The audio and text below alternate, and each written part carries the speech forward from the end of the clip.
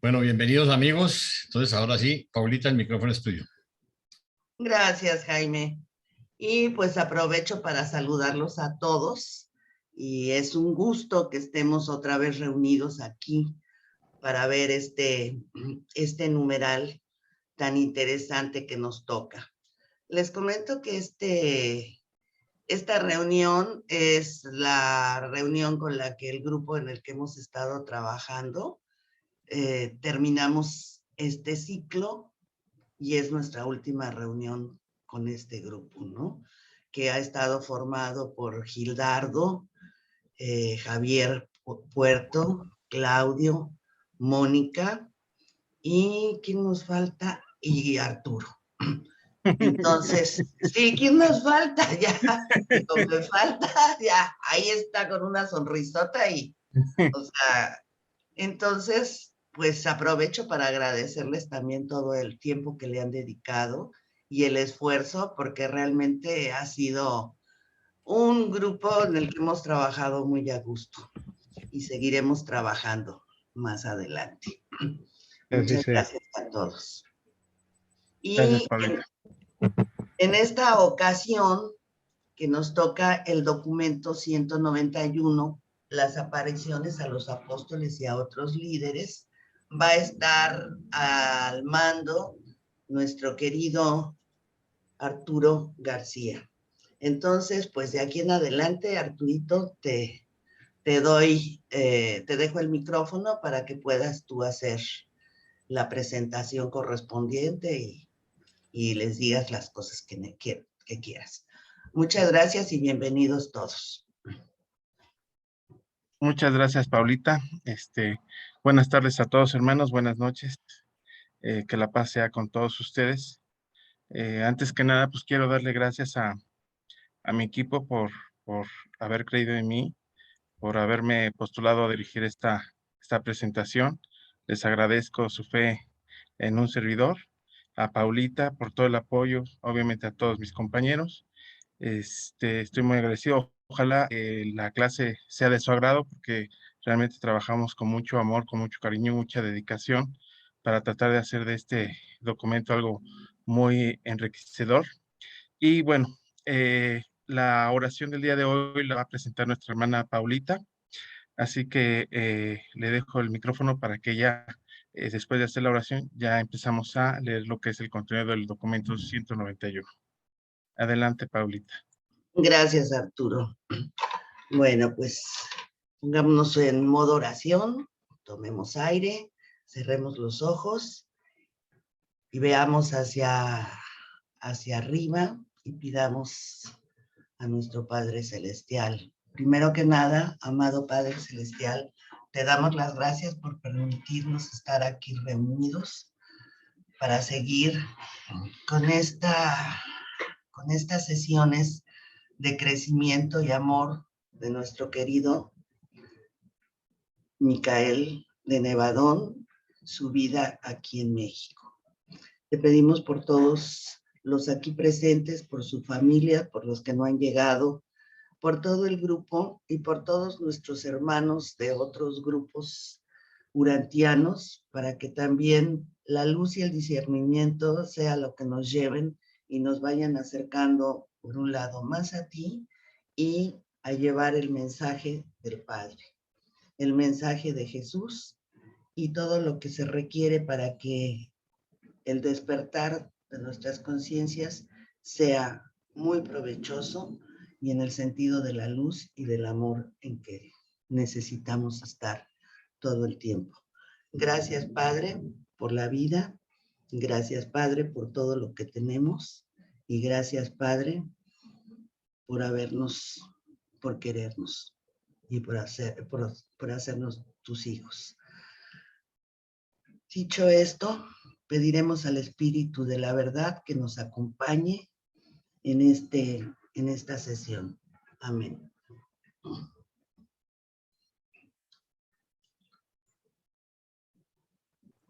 Muchas gracias, Paulita. Agradecemos esas grandes bendiciones que nos has dado hoy, día de hoy.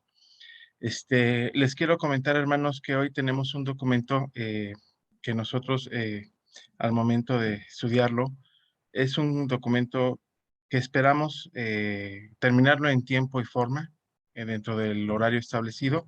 Las participaciones que tengamos, les pido de favor que sean cortas y breves, o sus dudas o comentarios o preguntas, ya que es un documento que es muy largo y sí se va a poder comentar. Si al final de la lectura y acabamos antes del tiempo, pues podemos seguir continuando con los comentarios. Si me permiten, voy a compartir el documento.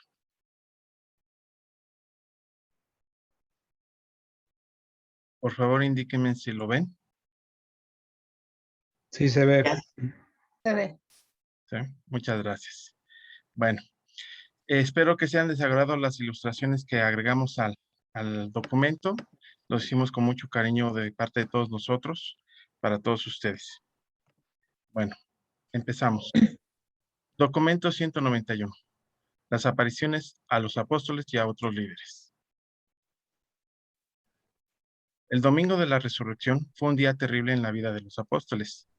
10 de ellos pasaron la mayor parte del día en el aposento superior tras puertas aseguradas. Podían haber huido a Jerusalén, pero tenían miedo de ser arrestados por los agentes del Sanedrín si se les encontraba por la calle. Tomás estaba yendo a solas con sus problemas en Betfagé. Mejor habría sido que hubiese permanecido con los demás apóstoles, pues podría haberlos ayudado dirigiendo su discusión por caminos más útiles. Durante todo ese día, Juan sostuvo la idea de que Jesús había resucitado de entre los muertos. Recordó no menos de 5 veces distintas en las que el maestro había afirmado que resucitaría nuevamente y por lo menos 3 veces en la que aludió al tercer día. La actitud de Juan tenía considerable influencia sobre ellos, especialmente sobre su hermano Santiago y sobre Natanael. Juan podría haber tenido mayor influencia sobre ellos si no hubiese sido el más joven del grupo. El aislamiento de los apóstoles mucho tuvo que ver con sus problemas.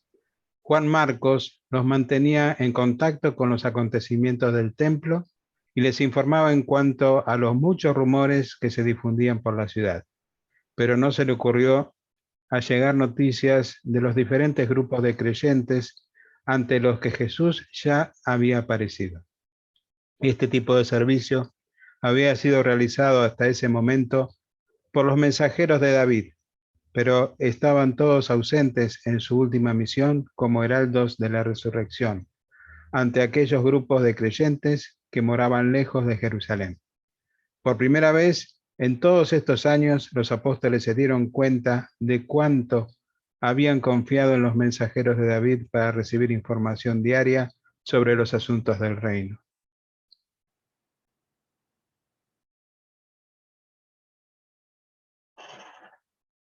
Durante todo este día, Pedro, como siempre, vaciló emocionalmente entre la fe y la incertidumbre sobre la resurrección del Maestro. Pedro no podía olvidar la vista de las ropas fúnebres yaciendo allí en la tumba, como si el cuerpo de Jesús se hubiese evaporado desde adentro. Pero razonaba Pedro, si ha resucitado y puede aparecer a las mujeres, ¿por qué no se aparece ante nosotros, sus apóstoles? Pedro se apenaba cuando pensaba que tal vez debido a su presencia entre los apóstoles, Jesús no venía a ellos, ya que él lo negó esa noche en el patio de Anás. Al mismo tiempo, se consolaba por el mensaje traído por las mujeres, y contad a mis apóstoles y a Pedro, pero para poder obtener consolación de este mensaje, presuponía que él debía creer que las mujeres realmente habían visto y oído al Maestro resucitado. Así pues, Pedro alternó entre la fe y la duda a lo largo de todo el día, hasta que poco después de las 8 de la noche, cuando se atrevió a salir al patio, Pedro pensaba alejarse de los apóstoles para que su presencia no impidiera la venida de Jesús, debido a que él había negado al Maestro. Santiago Zebedeo, quien sostuvo al principio que sería conveniente que fueran todos al sepulcro, estaba fuertemente a favor de hacer algo para esclarecer este misterio. Natanael fue quien les impidió que se mostraran en público, fuera de la casa, como lo preconizaba Santiago, y lo hizo recordarles la advertencia de Jesús de que no pusieran en peligro su vida en estos momentos. Al mediodía, Santiago también se tranquilizó y todos aguardaban. Él dijo poco, estaba terriblemente desilusionado porque Jesús no había aparecido ante ellos y aún no sabía de las muchas apariciones del Maestro a otros grupos e individuos. Ese día Andrés escuchó mucho. Estaba efectivamente perplejo por la situación y tenía más incertidumbre de la necesaria, pero por lo menos disfrutaba de cierta sensación de liberación de las responsabilidades de dirigir a los demás apóstoles. En efecto, estaba agradecido de que el Maestro le hubiera liberado de la carga del liderazgo antes de entrar ellos en estos periodos difíciles. Más de una vez, durante las largas y fatigantes horas de este día trágico, la única influencia positiva en el grupo fue la contribución frecuente del característico tono filosófico de Natanael. Fue en verdad quien controló a los 10 a lo largo de todo ese día. No se expresó ni una vez sobre la creencia o la incredulidad en cuanto a la resurrección del Maestro. Pero a medida que pasaba el día, cada vez más tendía a creer que Jesús había cumplido su promesa de resucitar. Simón el Celote estaba demasiado anonadado para participar en las discusiones. La mayor parte del tiempo estaba echado en un diván en un rincón del cuarto mirando a la pared. No habló ni media docena de veces en todo ese día. Su concepto del reino se había derrumbado y no discernía que la resurrección del Maestro pudiera cambiar materialmente la situación. Su desencanto era muy personal y en líneas generales demasiado agudo para que se pudiera recuperar a corto plazo, aún frente a un hecho tan estupendo como la resurrección. Aunque parezca extraño, Felipe, generalmente poco expresivo, habló mucho durante toda la tarde ese día. Poco tuvo que decir por la mañana, pero durante el curso de la tarde se pasó haciendo preguntas a los demás apóstoles. Pedro se irritó repetidamente por las preguntas de Felipe, pero los demás se tornaron con buen humor. Pero los demás se lo tomaron con buen humor. Felipe estaba particularmente deseoso de saber si, suponiendo que Jesús realmente se hubiera levantado de la tumba, tendría su cuerpo las marcas físicas de la crucifixión. Mateo estaba altamente confundido. Escuchó las discusiones de sus hermanos, pero pasó la mayor parte del tiempo reflexionando sobre los problemas financieros que le deparaba el futuro. Aparte de la supuesta resurrección de Jesús, Judas ya no estaba. David le había entregado los fondos sin ceremonia y no tenían ellos un líder con autoridad. Antes de que Mateo hubiera llegado a considerar seriamente las argumentaciones de los demás sobre la resurrección, ya había visto al Maestro cara a cara. Los gemelos Alfeo poco participaron en estas discusiones serias. Estaban bastante ocupados en sus ministraciones habituales. Uno de ellos expresó la actitud de ambos al decir, respondiendo a una pregunta de Felipe: no entendemos esto de la resurrección, pero nuestra madre dice que habló con el Maestro y nosotros le creemos. Tomás se encontraba en medio de uno de sus típicos ataques de depresión desesperante. Durmió parte del día y anduvo por las colinas el resto del tiempo. Sentía una gran necesidad de unirse con los demás apóstoles, pero era más fuerte su deseo de estar a solas. El Maestro demoró su primera aparición morontial a los apóstoles por una serie de razones. En primer lugar, quería que tuvieran tiempo, después de enterarse de su resurrección, para reflexionar sobre todo lo que les había dicho en cuanto a su muerte y resurrección cuando aún estaba con ellos en la carne. El Maestro quería que Pedro venciera algunas de las dificultades peculiares antes de manifestarse él ante ellos. En segundo lugar, deseaba que Tomás estuviera con ellos al tiempo de su primera aparición. Juan Marcos ubicó a Tomás en la casa de Simón en Betfagé, temprano por la mañana del domingo, y trajo a los apóstoles esta noticia a eso de las 11.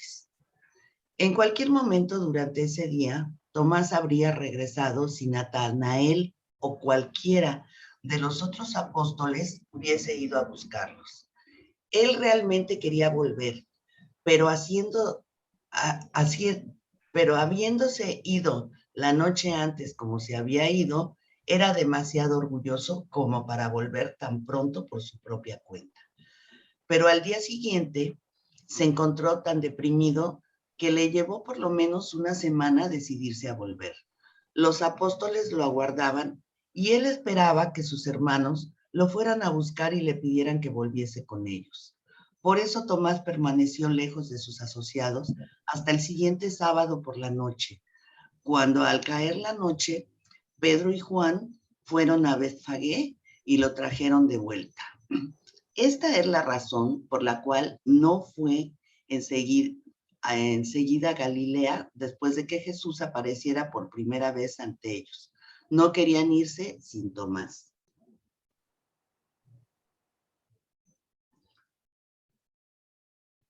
Bueno, aquí yo les presento un resumen de los apóstoles, pero es un resumen pequeño de cada uno. Ese se los vamos a dejar para cuando ustedes quieran leer el documento, lo puedan ustedes apreciar de manera más tranquila, ya que el documento es largo, no lo vamos a saltar, porque al final de cuentas ya leímos todo esto. Pero sí les presento la reflexión que que todos realizamos referente a este numeral.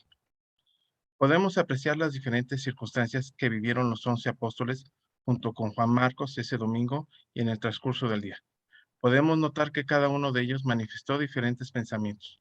Nos hacen ver que dudaban y tenían diferentes preocupaciones. Al inicio del día predominaba su desilusión, pero al transcurrir el tiempo, algunos de ellos se incrementaba su fe en el Maestro. Bueno, aquí dejo de compartir por si alguno de ustedes tiene algún comentario, alguna duda, alguna pregunta, puedan hacerla. ¿No? ¿Nadie? Bueno, Yo entonces quiero podemos... preguntar algo, a ver si nos puede Adelante, Mónica. responder Jaime. Es que en lo que leyeron, lo que leímos en el fondo, habla de que Mateo ya había visto a Jesús cara a cara. Nosotros en el fondo analizábamos y pensábamos que esto es un resumen de lo que pasó más adelante, pero no me cuadra. Jaime, ¿tú nos podrías ayudar con eso? Pues mira, la reseña que tiene el numeral 010, ¿sí? Dice que lo había visto cara a cara, pero no nos aclara en cuál fue el momento en que lo vio cara a cara. Ahora, es muy interesante cómo Jesús se les va apareciendo a ellos casi de acuerdo a sus necesidades. Miren ustedes el caso de Pedro, cómo él pensaba que era culpa de él, por el cual el maestro no se les aparecía. Miren ustedes el caso de Tomás, ¿sí? Que el orgullo que tenía. ¿Cuántas veces nos pasa a nosotros lo mismo? Que de pronto tenemos algún rifirrafe con algún miembro, con alguna persona, es más, con el mismo documento, con la misma información, y nos alejamos o estamos pendientes de que alguien venga y nos traiga, cuando nosotros sabemos que tenemos que venir. Fíjense que a él le pasó exactamente eso. Entonces, pues son situaciones muy interesantes para leer entre líneas y para que nos demos cuenta la posición y el orgullo aún de los apóstoles. Entonces, creo que es muy interesante el tema de que Mateo había visto al Señor antes, pero no nos aclara. O sea, yo no encontré dónde está la aclaración de ese momento. Sabemos que se vio con ellos en diferentes casos, pero exactamente no te puedo decir, Mónica. Gracias, ya lo descubriremos. Bueno. Adelante, Javier. Bueno, yo estuve mirando precisamente esa partecita y yo lo interpreté, realmente hasta hoy fue que lo interpreté. Dice que antes de considerarlo de la resurrección, él ya había visto al maestro cara a cara. Pienso que se refiere al tiempo en que estuvieron, ya que él ya había conocido al maestro, ya lo conocía, así resucitara o no resucitara, él ya lo había visto, él ya lo conocía, él ya lo había escuchado. Siento que puedo hacer eso. Muchas gracias, Javier. Muchas gracias, Jaime, por tu comentario. Nosotros nos pasó exactamente lo mismo. No pudimos encontrar alguna referencia de por qué Mateo ya lo había visto. No sé si puede ser por los tiempos de la narración del documento, que pues ya lo haya podido ver, pero no nos dicen en concreto cómo es que lo vio o si fue una circunstancia derivada después de un acontecimiento de antes. Bueno, si me permiten, voy a continuar. ¿No tiene ninguna otra duda, algún otro comentario? Si no, proseguimos. Ok, entonces proseguimos con el documento. Eh, no me permite compartir. Ah, ya me permite. Perdón. Ok. Una disculpa, es que no me permitía compartir. Adelante, Hindar. 1. La aparición a Pedro. Eran casi las 8:30 de la noche de este domingo, cuando Jesús apareció ante Simón Pedro en el jardín de la casa de Marcos. Fue esta su octava manifestación morontial. Pedro había vivido bajo la pesada carga de incertidumbre y culpa desde el momento de su negación del Maestro. Durante todo el día sábado y ese domingo, él se debatió en el temor de que tal vez ya no era un apóstol. Tembló al enterarse del lado de Judas y consideraba que él también había traicionado a su Maestro. Toda esa tarde pensó que tal vez fuera su presencia entre los apóstoles la que impedía que Jesús apareciera entre ellos, siempre y cuando, por supuesto, él hubiese de veras resucitado entre los muertos. Fue ante Pedro, que estaba en ese estado de ánimo y de mente, ante el que Jesús apareció, mientras el deprimido apóstol deambulaba entre las flores y los arbustos. Bueno, aquí leemos la palabra hado, que encontramos estas definiciones. Hado, divinidad, fuerza desconocida, hipotética, que rige la vida de una persona. Otra definición, entre los filósofos paganos, serie de causas tan encadenadas unas con otras que necesariamente producen su efecto.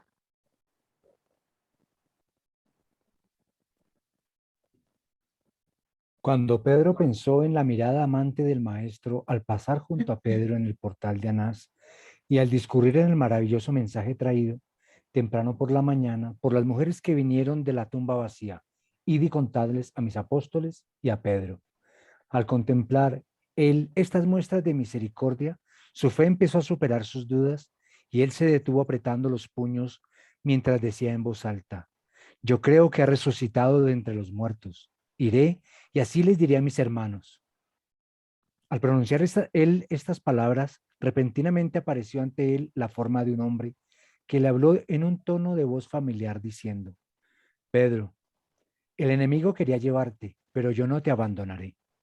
Yo sabía que tu negación no provenía del corazón, por lo tanto, te perdoné aún antes de que me lo pidieras.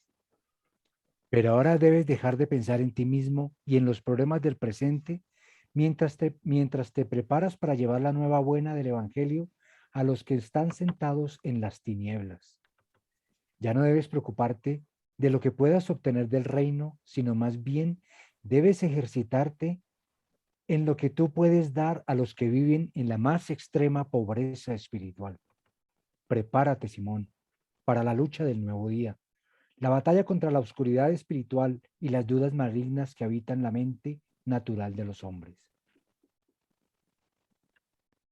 Pedro y el Jesús morontial anduvieron caminando por el jardín y hablaron de cosas pasadas, presentes y futuras por cerca de 5 minutos.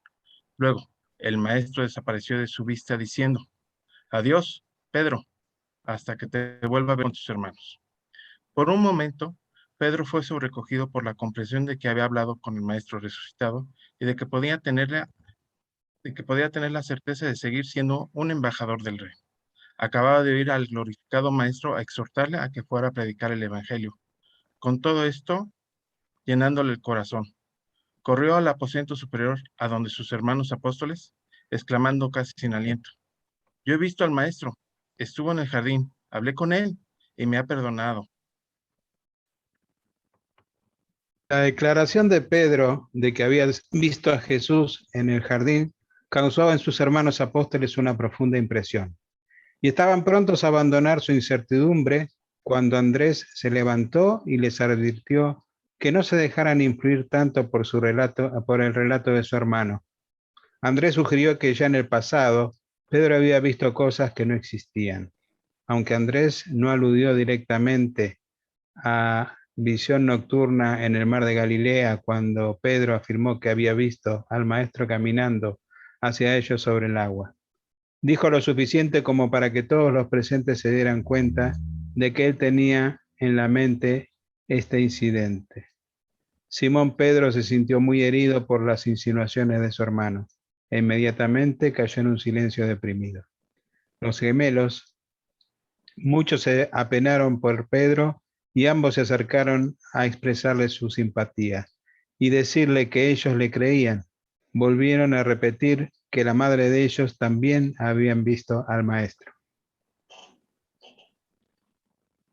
Bueno, acá como reflexión de este numeral podemos ver que Pedro estaba inmerso en la culpa de haber negado al maestro, a tal punto que se consideraba un traidor como lo había sido Judas. Creía que Jesús no se aparecía a sus apóstoles por su causa. Al anochecer de ese domingo, Jesús se le presentó primeramente a Pedro en el jardín de Marcos. Le explicó que había perdonado su negación aún antes de que se lo hubiera pedido y lo exhortó a dejar atrás todos los pensamientos de los problemas del presente y enfocarse en la tarea que tendría por delante, la batalla contra la oscuridad espiritual y las dudas malignas que habitan la mente natural de los hombres. Cuando Pedro les comentó a sus hermanos sobre la aparición del maestro, su hermano Andrés lo puso en duda y argumentó que no fuera otra alucinación como alguna vez tuvo en el pasado. El maestro pudo revertir de la desazón a la alegría de recuperar su fe y transformarla en inquebrantable para emprender la tarea encomendada. Bueno, aquí termina el numeral 2. Aquí Paulita tiene un comentario que hacernos. Adelante, Paulita. Gracias.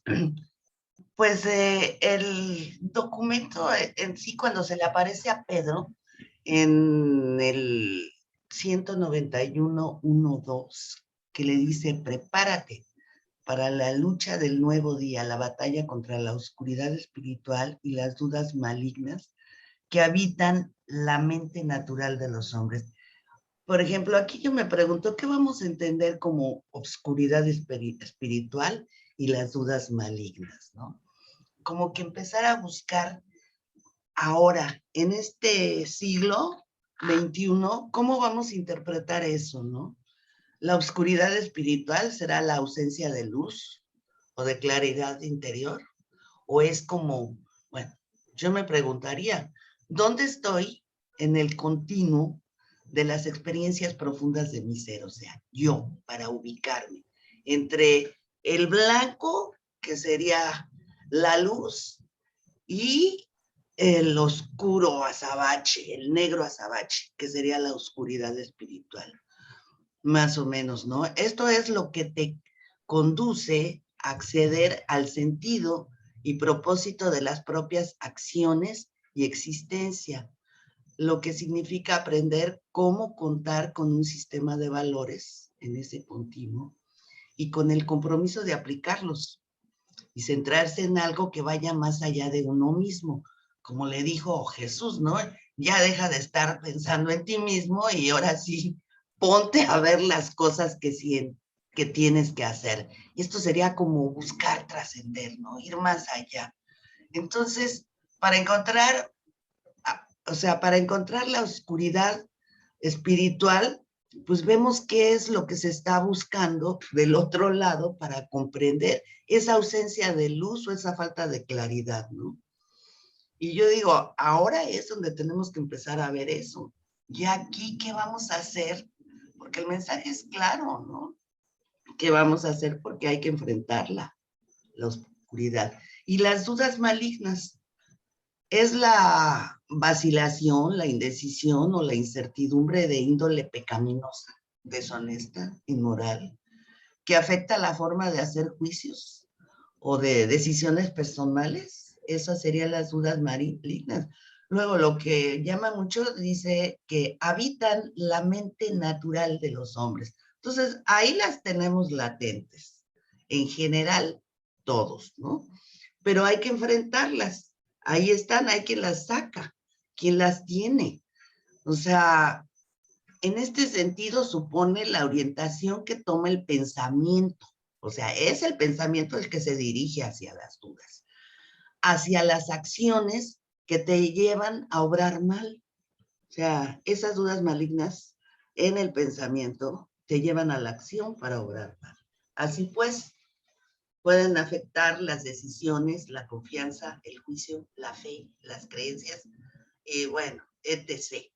Entonces, es algo como que siento que sí es importante que nos quede claro, porque de una u de otra forma, nosotros estamos transmitiendo la quinta revelación, la estamos estudiando y todo, y estamos apoyando para preparar otras personas y para llevarlos. Entonces, hay que saber que más allá nos vamos a encontrar con estas cosas y reconocerlas para saber de qué se trata.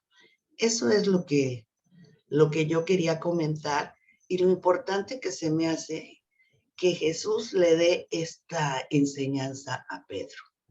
Gracias. Muchas gracias, Paulita. Jaime, por favor, adelante. A ver, yo también estuve meditando mucho sobre esa parte que menciona Paulita, y definitivamente nosotros debemos tener claro que todos tenemos dentro de esa gama de claroscuro que vivimos en diferentes facetas de nuestra personalidad, de nuestra manera de ser, tenemos actitudes que no son buenas, ¿sí? ¿Cuáles son las que no son buenas? Y la flojera y la tendencia a la línea del menor esfuerzo, y eso vale para todo. Al hacer trampa, al no pagar impuestos, al de pronto nuestro comportamiento moral no sea el más indicado. Sí, o sea, hay muchas cosas. La deshonestidad, y recordemos que deshonestidad no es solo robar, ¿sí? Es no actuar en momentos adecuados en la forma correcta. Eso es deshonestidad. Deshonestidad es faltar a la palabra, deshonestidad es decir mentiras. Entonces, fíjense cómo nosotros tenemos tanta cosa. Y a veces cuando llegamos a un tema como Urantia, a la revelación, llegamos es pedigüeños. ¿Qué vamos a sacar? ¿Qué me va a dar a mí? ¿Qué me da Urantia? Entonces nosotros siempre tendemos también a echarle la culpa, que es que no he recibido la suficiente ayuda, de pronto del Señor o de las huestes celestiales pertinentes, de mis ángeles, lo que ustedes quieran. Nosotros siempre somos artistas en inventarnos a quién echamos la culpa de nuestra flojera, ¿no? Entonces, hay algo que yo sí tengo claro, y es, en alguna oportunidad en que yo fui amenazado, yo me acuerdo tanto mi reacción, y le dije a la persona, mire, cuidado, no trate de ver hasta dónde puedo llegar, porque el hecho de que yo sea una persona buena no quiere decir que me pueda poner al nivel suyo y reaccionar en la misma forma. Entonces, ¿por qué les comento esto? Porque, miércoles, todos tenemos allí en el fondo, si a uno lo cogen y lo hurgan y lo hurgan y lo hurgan, pues reacciona en la forma menos indicada, ¿sí? Porque tenemos ese hombre natural también y podemos reaccionar de una forma violenta y bárbara porque lo tenemos allá metidito. ¿Cómo hacemos nosotros? Miren ustedes lo que el Señor le dice a Pedro en el 1:2. Le dice, ya no debes preocuparte de lo que puedas obtener del reino, sino más bien debes ejercitarte en lo que tú puedes dar a los que viven en la más extrema pobreza espiritual. Yo creo que llegó la hora en que nosotros dejemos de pedir. ¿Qué me dan? El Señor me ha bendecido, es que mi ajustador, es que lo que les digo, los huestes no me ayudan, ¿sí? Y más bien nos dediquemos a sacar todo lo bueno que encontremos y a compartirlo. ¿Cómo puedo yo dar de la fortaleza que estoy recibiendo? Ahí es donde está la fuerza. No se trata de ser ni que seamos perfectos, ni mucho menos, pero todos tenemos cosas buenas y esas cosas buenas son las que debemos compartir. Entonces, en lugar de estar pidiendo y pidiendo y pidiendo para nosotros, demos, sirvamos. Yo pienso que ahí es donde vamos a encontrar la fuerza. Gracias, Paulita. Muchas gracias, Jaime. Agradezco. ¿Alguien tiene más otro comentario? Wilson, adelante, por favor, hermano. Buenas noches a todos. Yo tenía anotado aquí parte de lo que mi doctor Jaime dijo, pero lo voy a repetir lo siguiente. Cuando habló la señora Paula de la oscuridad espiritual, ausencia de luz, yo diría, yo quiero traer esto, lo quiero traer como a nuestra vida actual. Yo diría que es como ausencia de Dios en nuestro corazón. Y yo creo que todo lo que está pasando en el planeta es precisamente porque la juventud se olvidó de Dios. Falta Dios en nuestro corazón. Dice que dudas malignas. Voy a traer las palabras de Osvaldo, que me las dijo hace unos días. Y la duda maligna que yo les voy a decir es la siguiente. ¿Estamos seguros del libro Durantia? Y Osvaldo me dijo esto hace unos días. Para entender Urantia debemos desprendernos de todo lo pasado. ¿Estamos seguros que Urantia es el camino? ¿O ya nos desprendimos de la Biblia y todas las cosas anteriores? Ahora, el siguiente punto que ya leyó mi estimado doctor Jaime es el siguiente. Dice, ya no debes preocuparte de lo que puedas obtener del reino. O sea, ya le aseguró a Pedro que él ya lo tenía ganado. Dice, debes ejercitarte. ¿Cuándo debe uno ejercitarse? Cuando uno se va a preparar, en mi caso, para una batalla, para un encuentro, uno se prepara, se ejercita, ¿cierto? Dice, debes ejercitarte en lo que tú puedes dar a los que viven en la más extrema pobreza espiritual. Entonces debemos ejercitarnos o prepararnos, pienso yo, con el libro Urantia, para afrontar la oscuridad que estamos viviendo ahora. Ahora estamos en un tiempo de oscuridad en este momento. Quizá más de lo que hace 2000 años había. Y esta pregunta la voy a dirigir a Paulo. Dice, prepárate, Paula, para la lucha del nuevo día, la batalla contra la oscuridad espiritual y las dudas malignas que habitan la mente natural de los hombres. Gracias. Muchas gracias, Wilson. Muy acertadas tus palabras. Te agradezco tu participación. Javier, adelante, por favor, hermano. Gracias. Pues ya siento que han dicho lo que quería decir, pero en esa parte de prepararte, de ejercitarse, yo lo tomé de que hay que ejercitarnos en leer el libro completo. Siento que es un primer ejercicio que hay que hacer, es leer el libro de principio a fin. No es que no, que yo voy por partes, que he leído, que así, bueno, pienso que es un primer ejercicio es conocer el libro. No hay que aprendérselo, ni recitarlo, ni sabérselo de memoria. Pienso que no es el caso, pero sí pienso que hay que tener un muy buen conocimiento, ejercitar en eso también para no caer en tergiversar las cosas o en creer que yo alguna parte lo dije o mezclar una cosa con otra o como dice Jaime, mezclar gimnasia con magnesio y empiezo a meter otras cosas. Y pienso que hay que tener claridad. Ese es un primer ejercicio. Tener claridad en el libro, de conocerlo, prepararse.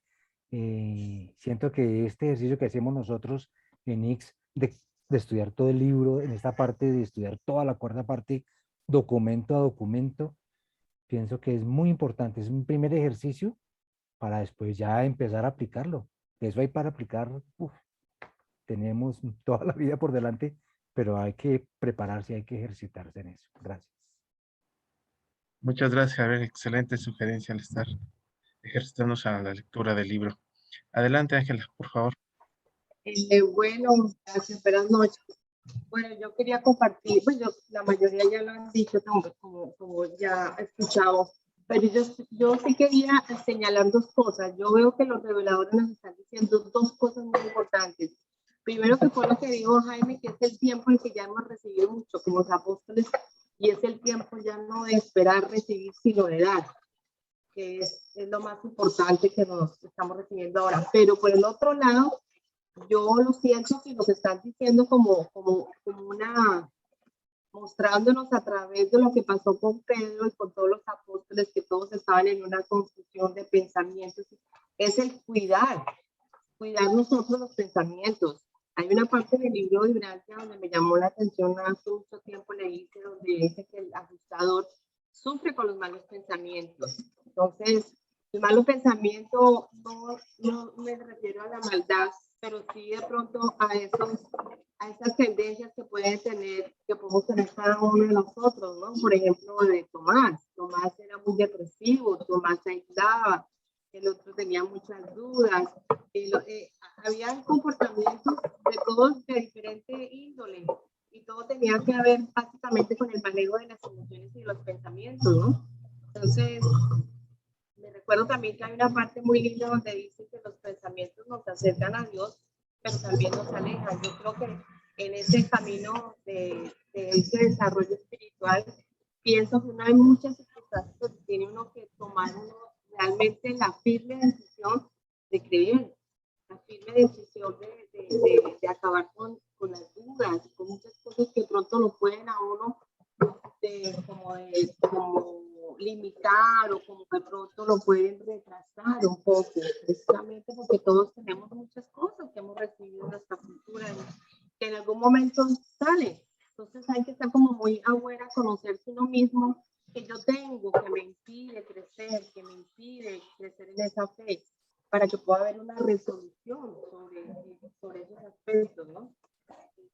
Eso es así lo veo. Entonces, cuidar mucho de lo que nosotros estamos sintiendo y de verdad conocernos a nosotros.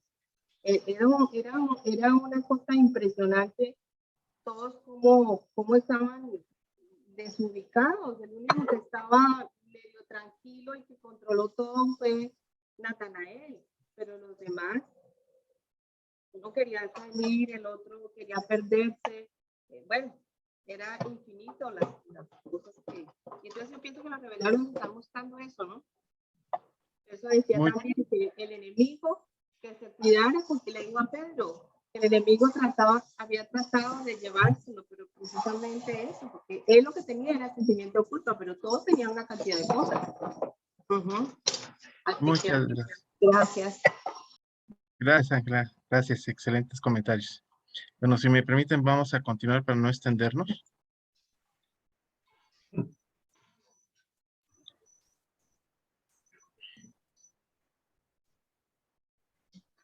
Dos, la primera aparición ante los apóstoles. Poco después de las 9 de esa noche, después de la partida de Cleofás y Jacobo, mientras los gemelos Alfeo consolaban a Pedro y Natanael discutía con Andrés, los 10 apóstoles estaban reunidos en el aposento superior, con todas las puertas cerradas, con seguro por temor a que los arrestaran. El maestro, en forma morontial, apareció pronto en medio, diciendo: que la paz sea con vosotros. ¿Por qué tanto os aterrorizáis cuando yo aparezco como si vierais a un espíritu? ¿Acaso no os hablé yo de estas cosas cuando estaba presente entre vosotros en la carne? ¿Acaso no os dije que los altos sacerdotes y los líderes me entregarían para que sea matado? ¿Que uno de entre vosotros mismos me traicionaría y que al tercer día resucitaría? ¿De dónde pues vienen todas vuestras inquietudes? Perdón. ¿De dónde pues vienen todas vuestras incertidumbres y toda esta discusión sobre el relato de las mujeres de Cleofás y Jacobo y aún de Pedro? ¿Por cuánto tiempo seguiréis dudando de mis palabras y negándoos a creer en mis promesas? Ahora bien, ya que realmente me veis, ¿creéis? Aún ahora uno de vosotros está ausente. Cuando estéis juntos nuevamente y después de que todos vosotros sepáis con certeza que el Hijo del Hombre se ha levantado de la tumba, id a Galilea, tened fe en Dios, teneos fe mutuamente. Así pues, entraréis al nuevo servicio del reino del cielo. Yo me quedaré en Jerusalén con vosotros hasta que estéis listos para ir a Galilea. Mi paz os dejo.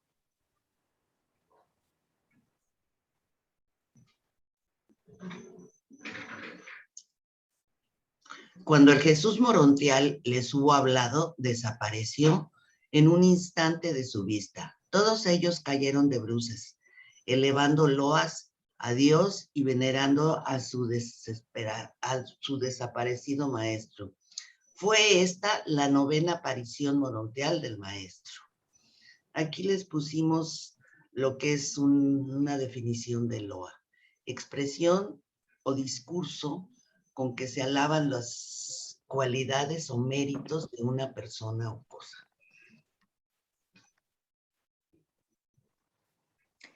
Reflexión. En este numeral se destaca una vez más la sencillez de los hermanos Alfeo, cuando se menciona que consolaban a Pedro. Asimismo, en el 191.0, párrafo 11, se menciona que ellos no participaban de las discusiones acerca de la resurrección del Maestro, ya que ellos, a pesar de todas sus dudas y de sus hermanos apóstoles, de todas sus dudas acerca de la resurrección de su Maestro, ellos, a pesar de todo esto, creían, seguían ocupados, trabajando y ministrando a sus mismos compañeros apóstoles. No entendían lo de la resurrección, aún así creían porque su madre había visto a Jesús resucitado. Me enredé entera, pero después lo pueden leer bien ustedes. Después, por otra parte, cuando Jesús aparece por primera vez ante los 10 apóstoles reunidos, los cuestiona por su falta de fe. Les dice que además, que después de que todos sepan con certeza que el Hijo del Hombre se ha levantado de la tumba, deben ir a Galilea. Acá en el fondo estaba refiriéndose un poco a la ausencia de Tomás. Por lo tanto, ese mensaje yo creo que iba un poco para Tomás. Gracias. Muchas gracias, Mónica. ¿Alguien tiene algún comentario sobre el numeral 2? ¿Algo que decir? ¿No? Bueno, entonces continuamos.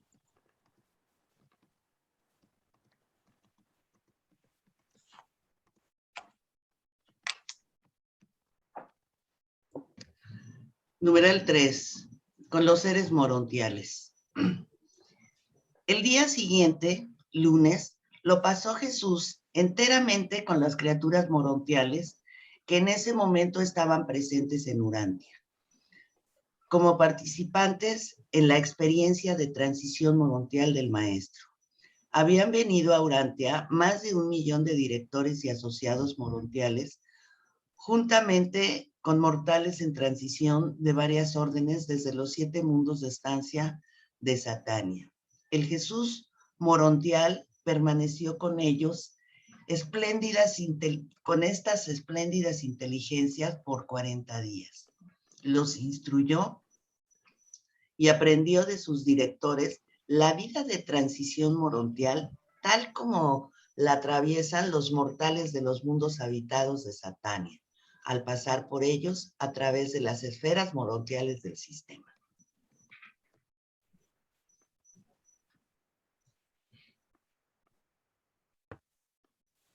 Dardo. Alrededor de la medianoche de este lunes, la forma morontial del maestro fue ajustada para su transición a la segunda etapa de la progresión morontial. Cuando volvió a aparecer a sus hijos mortales en la tierra, se encontraba como ser morontial de la segunda etapa. Al progresar el maestro en la carrera morontial, se volvía técnicamente cada vez más difícil para las inteligencias morontiales y sus asociados transformadores hacer que el maestro pudiera ser visualizado ante ojos mortales y materiales.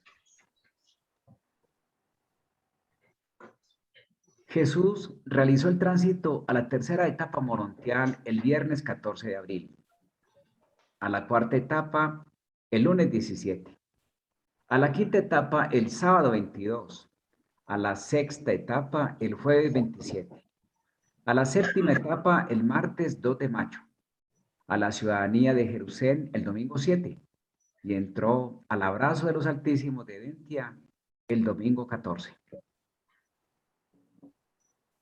De esta forma, Micael de Nevadón completó su servicio de experiencia universal, puesto que en conexión con sus autootorgamientos anteriores, ya había experimentado en pleno la vida de los mortales ascendentes del tiempo y del espacio, desde la estadía en la sede central de la constelación y aún hasta el servicio en la sede central del superuniverso y a través de este. Y fue mediante estas mismas experiencias morontiales que el Hijo Creador de Nevadón realmente terminó y completó aceptablemente su séptimo y último autootorgamiento en el universo. Recordemos así rápidamente los autootorgamientos. En el quinto y sexto fue de los que habla ahí. En el primer autootorgamiento fue un Melquisedec, en el segundo un Lanonandec primario, soberano de un sistema, en el tercero un hijo material, príncipe planetario, el cuarto un serafín, y en el quinto ya es como un peregrino ascendente, ya como un espíritu en Ubersa, Eventot se llamó el recorrido por el superuniverso. Y el sexto es como un mortal morontial en el planeta sede central de la constelación 5. Eso era un comentario pequeñito. Gracias, Javier. Reflexión. Jesús en la etapa morontial permaneció así por 40 días en Urantia.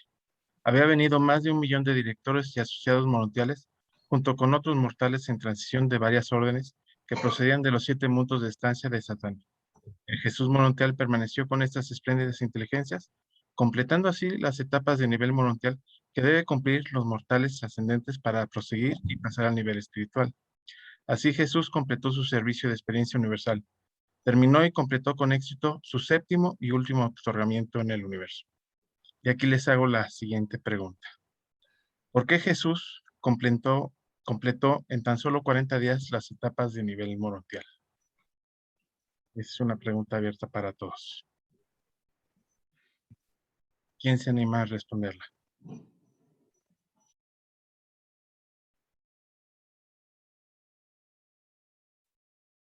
¿No? Claudio, adelante, por favor.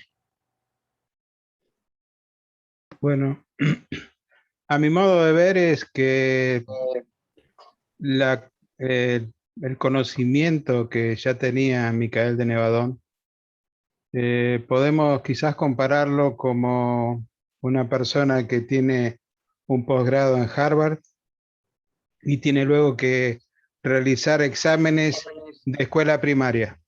Sí, o sea, es algo realmente más que conocido para él, todas las etapas morontiales. O sea, él tuvo simplemente que cumplir con los exámenes que quizás haya tenido que cumplir y por eso fue tan rápida el aprendizaje. Seguramente nosotros tardaremos bastante más. Gracias. Muchas gracias, Claudio. Adelante, Jaime. A ver, yo creo que aquí hay un tema que es muy importante. Recordemos que hay dos formas de ganar conocimiento, ¿sí? Y uno es por antigüedad y el otro es experiencial, ¿sí?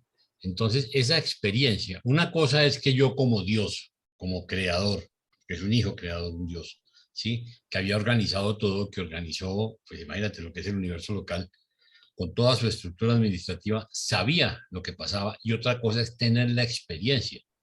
Él tuvo que pasar esa experiencia. Y aquí vuelvo y traigo un tema que quedó pendiente en días pasados, y es Jesús. ¿Qué pasó con Jesús?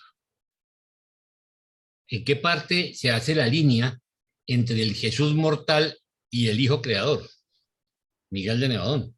Porque si bien es cierto que el Hijo Creador se auto-otorgó y se convirtió en un mortal común y corriente, fíjense que hay dos cosas muy interesantes. Uno, él no se fusionó, a pesar de que logró todo para haberse fusionado el día del bautismo. En lugar de fusionarse, el ajustador cogió por su lado. Sí. O sea, se personalizó, que sería el equivalente a esa fusión. Pero ¿qué pasa con ese Jesús? Sigue ganando ese hombre, ¿sí? Experiencia, conocimiento experiencial. Y el hecho de que supiera exactamente lo que iba a pasar no lo exoneraba de aprenderlo por experiencia propia. Entonces, ese Jesús tiene que pasar todas las etapas. Claro, las pasa rapidísimo porque él ya sabía, ¿sí? Pero aún así, tiene que someterse a ganar el conocimiento experiencial. Entonces, eso es algo que no podemos perder de vista. Ahora, yo les dejo algo para que lo mediten. Listo. Ese Jesús autootorgado, que es un hombre, ¿sí? Pasa por toda la etapa y cuando llega al paraíso, llamémoslo así, fulmina todas sus etapas como mortal. ¿Qué pasa con él? Ahí les dejo esa inquietud. Muchas gracias, Jaime. ¿Alguien más tiene algún otro comentario o pregunta? ¿No? Bueno, yo tengo una pregunta para ti, Jaime. Nada más es una duda que yo tengo sobre el documento mismo. Lo voy a volver a presentar. Aquí, nada más la siguiente pregunta que te tengo, si al momento de que pasaba a la ciudadanía de Jerusalén y después al abrazo de los Altísimos, ¿estos se pueden considerar etapas morontiales?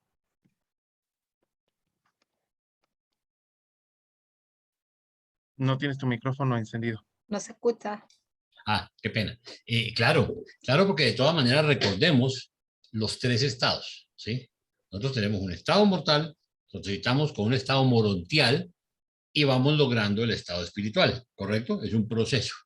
Normalmente ese estado espiritual se perfecciona el día que lleguemos al paraíso, pero realmente comienza a hacerse evidente y fuerte cuando salimos del universo local, casualmente hacia la capital, hacia la capital, hacia Versa, y de ahí para arriba, ¿sí? Pasamos por todas las etapas que debemos pasar en calidad de espíritus.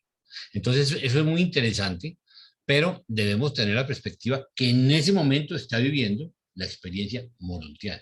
Sí, llega hasta, ¿sí?, a ser un preespíritu, llamémoslo así, a llegar a esa experiencia. Ahí ya él no tiene problema, porque de nuevo tenía un conocimiento previo, pero la experiencia que tenía que ganar como hombre ya la ganó.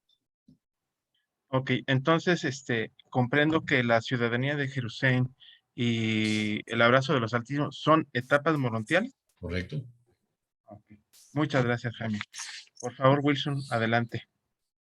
Bueno, era para la pregunta inicial de por qué ha pasado tan rápido de esos 40 días la etapa morontial.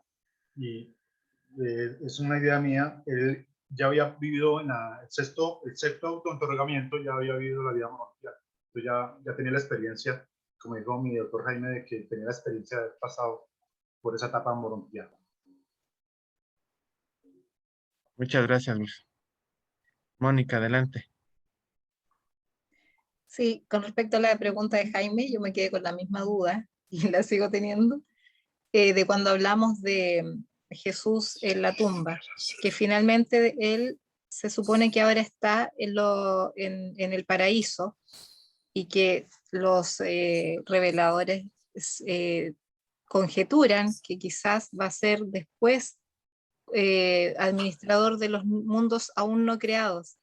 Yo sigo teniendo la misma duda, Jaime, porque ¿qué pasa con Micael y por qué está Jesús? O sea, tú ya nos explicaste, pero no me entra todavía. A ver, hay cosas que nosotros no tenemos las respuestas, que no nos es dado a conocer. De hecho, fíjate que los reveladores hablan de una séptima etapa, ¿sí?, que es cuando vamos a trabajar todos, no solo Jesús y no solo Miguel, ¿sí?, en los mundos exteriores del cuarto anillo, llamémoslo, ¿sí?, exterior. Eso es una etapa que no ha llegado, es una etapa que será... Faltan, como dicen ellos, eones, eones, eones, millones de eones para que lleguemos allá. Entonces, no nos preocupemos. Nosotros nos irá dando la información que sea pertinente que se nos dé. Hay algo que sí lo llamo, que traigo a colación el tema, es porque finalmente fíjense que nosotros tenemos un hijo creador que es un Dios, dentro de toda la estructura de información que nos da el libro, ¿sí? Nos habla en la primera parte, pues lo que es la jerarquía, lo que es la Trinidad, lo que es la administración, las huestes, toda la parte, digamos, de cosmología. Cuando llegamos al universo local, pasa de macro a micro, pero es más o menos lo mismo. Está Miguel en esa estructura administrativa. Llegamos a tercera parte y nos hablan de historia, geografía, ¿sí? Pinceladas, porque realmente es muy poca la información que tenemos. De nuevo hay una cantidad de vacíos históricos y geográficos importantísimos que se nos irá dando la información en el momento que sea pertinente. Y cuando llegamos a la vida y enseñanzas de Jesús, es la parte más valiosa del libro, porque en ninguna parte, a ver, sobre la tierra no existían las verdaderas enseñanzas de Jesús el hombre. Es que nosotros en las escrituras y en las religiones se nos cercena completamente porque se habla ¿sí? Del nace, va al templo y se desaparece. Dice que es la vida y empiezan a especular y a decir 50.000 bobadas y se nos desaparece Jesús y vuelve y aparece en la vida pública. Resulta que toda esa riqueza, esa información de lo que fue su vida como hombre, un humano que luchó como todos nosotros tenemos que luchar, es la parte más valiosa. Pero también el conocimiento de las experiencias que tuvo que pasar ese hijo autootorgado en calidad de mortal es de un valor, para mí es de lo más valioso que tiene el libro, ¿sí? Para nuestra aplicabilidad práctica, ¿sí? Para poder contrarrestar eso que decía Paulita, la pregunta que se hacía. Ese hombre natural que tenemos lleno de cosas malas, donde estamos con una pata acá y una allá, ¿no? A veces queremos ser buenos, pero a veces también nos jala el mundo y se nos tuerce el caminado. Entonces, es ahí donde encontramos la fuerza, es ahí donde encontramos realmente un norte, donde encontramos un guía, donde encontramos que es posible, ¿sí? Esa es la parte linda y esa es la parte que debemos nosotros realmente escudriñar y poder descubrir. Pero Mónica, siempre tendremos vacíos. No se nos informa todo. Ahora, mucho menos de las experiencias de un Dios, de un hijo creador, porque eso es parte de, todo eso es parte de los secretos de Sonáritos, ¿sí? Entonces lo sabrán ellos, que son los que se autotocan. Entonces, lo que sea pertinente que sepamos, nos lo dirán oportunamente. Gracias. Muchas gracias, Jaime. Muchas gracias, Mónica. Adelante, Osvaldo, por favor. No, pues yo simplemente quería ratificar eso que dijo Jaime, ya lo explicó, pero en mi opinión, el hombre Jesús, que fue Micael encarnado, pues obviamente ya todos sabemos que tuvo que vivir todas las etapas y la situación que vive un ser humano. Esa era su misión, ser un ser humano. Entonces, cuando él pasa a la moroncia y vive todas esas etapas moronciales, pues es que está viviendo lo que vive también un ser humano. Nosotros tenemos que vivir esas etapas. Y él tenía que completar todo ese trasegar hasta lograr terminar, digamos, su graduación. Para mí, entonces, fundamentalmente, obviamente no todo está revelado, como dice Jaime, nos hace falta mucha información, apenas nos han dado un barniz, pero yo creo que Jesús en ese momento, al completar su séptimo autootorgamiento, se ratifica como lo que es el rey de un universo local. Y esa era su misión definitiva, para poder continuar con la creación de la vida en este universo local. Pienso yo eso, pero puedo estar equivocado. Muchas gracias. Muchas gracias, Osvaldo, por compartir. Eres muy amable. Ángela, adelante. A ver, nada más una preguntita, Ángela, arregla tu micrófono porque se baja el sonido y de pronto no oímos o sea, está muy, o sea, o te acercas y hablas, se oye. Sí. Bueno, gracias, Paulita. Sí, es que parece que este lazo tiene como mal el micrófono. ¿Ya escucha mejor? ¿Sí? Sí. Ahí. Gracias. Bueno, no, yo te muevas, quédate quietecita del micrófono y no vayas para atrás y para adelante porque no oímos. Estoy siempre para la computadora para no estar tanto tiempo sentada. No, eran dos cositas nomás, y era respecto primero a la pregunta de Jaime. En mi conocimiento, lo que yo entiendo con Jesús es que, claro, un ser divino, una personalidad divina que viene... No se te escucha. Es una personalidad divina, es un Dios que viene, como digo Osvaldo, a tener una experiencia en una mente mortal. Entonces dice Jaime, por ejemplo, ¿qué pasó con Jesús? Entonces yo tenía como esa confusión porque yo decía, bueno, ¿qué pasó con la personalidad de Jesús humano? Y al mismo tiempo era divino. Y entendí que no sé si estoy bien, entendí que básicamente es la misma personalidad, porque la personalidad divina, solamente que esa gran magnitud de esa personalidad divina, pues viene como que se mete en un pocillo más pequeño, que es una mente mortal, sí, a tener esa experiencia, pero sigue siendo él una sola, única personalidad, que es Jesús divino, ¿no? Entonces, bueno, esa es lo que yo entiendo, si me pueden de pronto aclarar mejor eso. Y la otra parte que me quedó aquí una duda de lo que acabaron de leer, y es lo siguiente. Dice que vinieron dice que vinieron a Urantia a más de 1 millón de directores y asociados morontiales, pero que con ellos también vinieron mortales de varias órdenes de los 7 mundos de estancia. O sea, yo pensé que de allá no venía nadie, ¿sí? O sea, eso me da a entender que de pronto hay misiones o cosas así especiales para que estos mortales que están en los mundos de estancia puedan salir. Me da esa sensación por este pedacito que acabamos de leer. No sé si alguien tenga pronto, me puede ayudar con esa duda, ¿no? Me sorprendió. Muchas gracias, Ángela. No se te Gracias. escuchó bien la primera pregunta, te soy honesto, yo no la alcancé a escuchar. Esta más o menos como que se te oye mejor si te volteas a la derecha de tu computador. Nosotros precisamente debatimos sobre eso de los mortales ascendentes. ¿Alguien de los compañeros quiere contestarle a Ángela lo que más o menos debatimos nosotros? Arturo, Pablito está levantando la mano. Ya que está levantando la mano, dejemos sí. que él conteste, que tiene el conocimiento para responder eso. Muchas gracias. Gracias. Pablo, adelante. Gracias, Arturo. Sí, bueno, voy a empezar entonces por el final, de justo lo que acaba de comentar Ángela. En efecto, los reveladores nos dicen en varias partes que mientras uno está ascendiendo puede visitar cualquier mundo, incluso los mundos en cuarentena.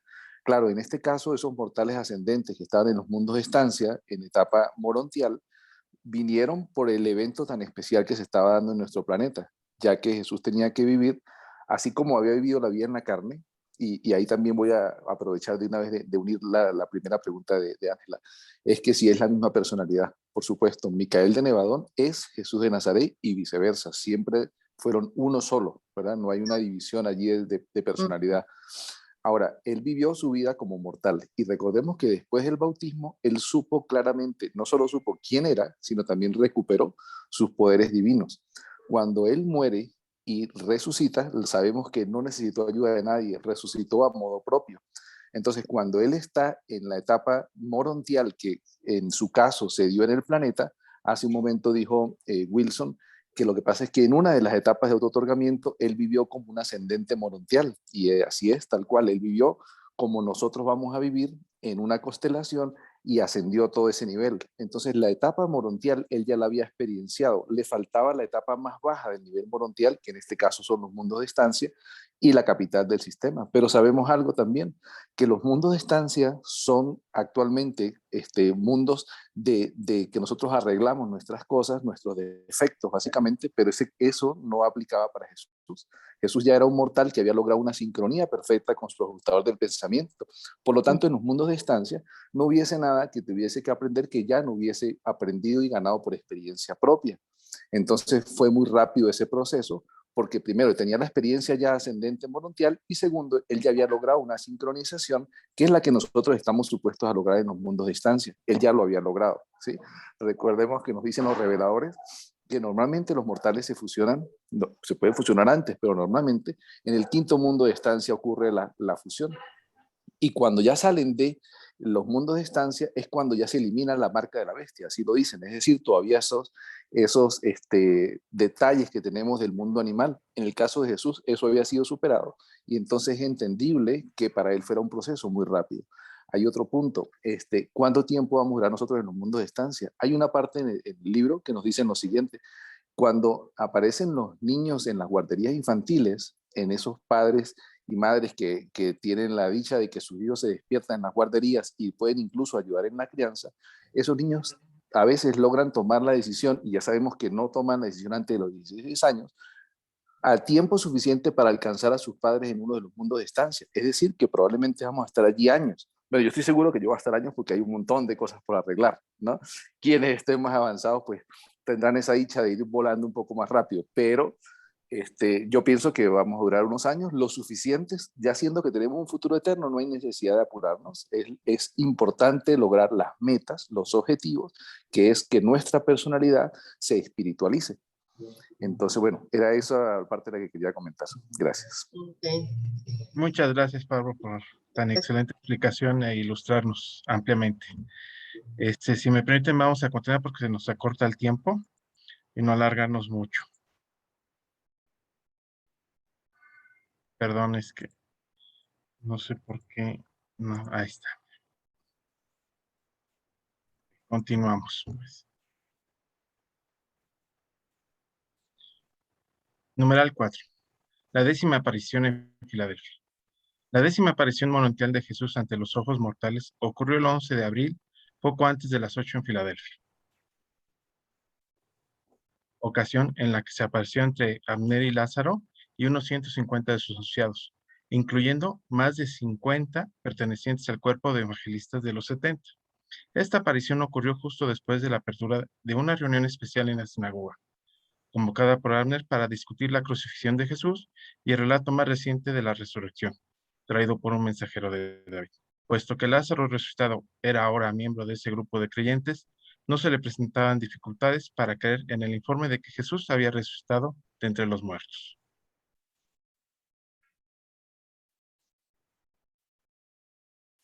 Claudio. La reunión en la sinagoga era inaugurada por Abner y Lázaro, ambos de pie en el púlpito.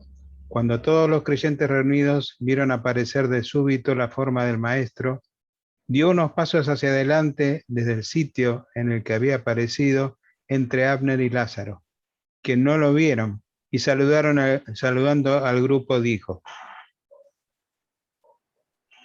que la paz sea con vosotros. Todos vosotros sabéis que tenemos un Padre en el cielo y que hay un solo evangelio del reino. La buena nueva del don de la vida eterna que reciben los hombres mediante la fe.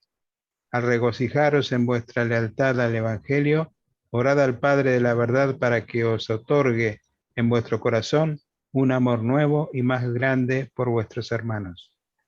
Debéis amar a todos los hombres, así como yo os he amado. Debéis servir a todos los hombres, así como yo os he servido, con compasiva comprensión y afecto fraterno. Recibid en la comunión de la hermandad a todos vuestros hermanos que se dedican a la proclamación de la buena nueva, sean ellos judíos o gentiles, griegos o romanos, persas o etíopes. Juan proclamó el reino por adelantado. Vosotros habéis predicado el evangelio en poder. Los griegos ya enseñan la buena nueva, y yo pronto enviaré el espíritu de la verdad al alma de todos estos, mis hermanos que tan altruísticamente han dedicado su vida al esclarecimiento de sus semejantes que están sentados en las tinieblas espirituales. Me perdí. Todos vosotros sois los hijos de la luz, por eso no tropecéis en las marañas de malentendido causada por sospechas mortales y la intolerancia humana. Si os ennoblecéis por la gracia de la fe para amar a los descreídos, ¿no debéis acaso igualmente amar a los que son vuestros concreyentes en la extensa familia de la fe? Recordad que así como os amáis unos a otros, todos los hombres sabrán que sois mis discípulos.